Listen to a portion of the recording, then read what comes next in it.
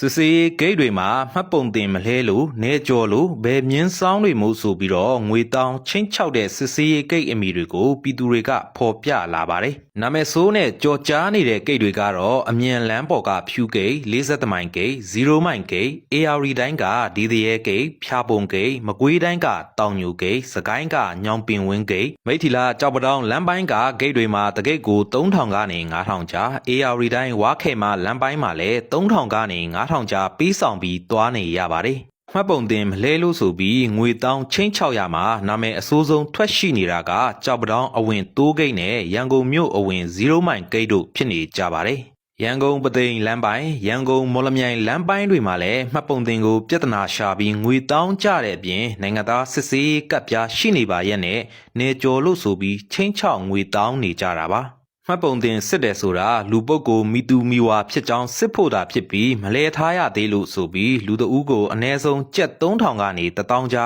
ကိတ်တိုင်းလူတောင်းနေကြပါတယ်။ဒါအပြင်စမက်ကတ်မပါလို့ဆိုပြီးချင်း6ငွေတောင်းနေကြတဲ့သူတွေဟာစစ်ကောင်စီလက်အောက်ခံစစ်သားနဲ့ရဲဝန်ထမ်းတွေဖြစ်ကြပြီးတော့မပေးရင်မသွားရဆိုတာကြောင့်ပြည်သူတွေပေးနေရပါတယ်။ပြည်သူတွေခမခရီးသွားလာရင်မှတ်ပုံတင်မလဲလို့မထင်မရှားဖြစ်လို့ဆိုပြီးငွေကြေးပေးနေရတာကြောင့်ခရီးသွားကားခတွေအပြင်စစ်စေးရေးဂိတ်တွေကိုငွေပေးနေရတာနဲ့အပိုကုန်ကြေးကြများပြားလာနေပါတယ်မှတ်ပုံတင်မလဲလို့ငွေကြေးတောင်းခံတာကိုတရားဝင်လို့လုတ်ကင်နေကြတာတွေ့ရပါတယ်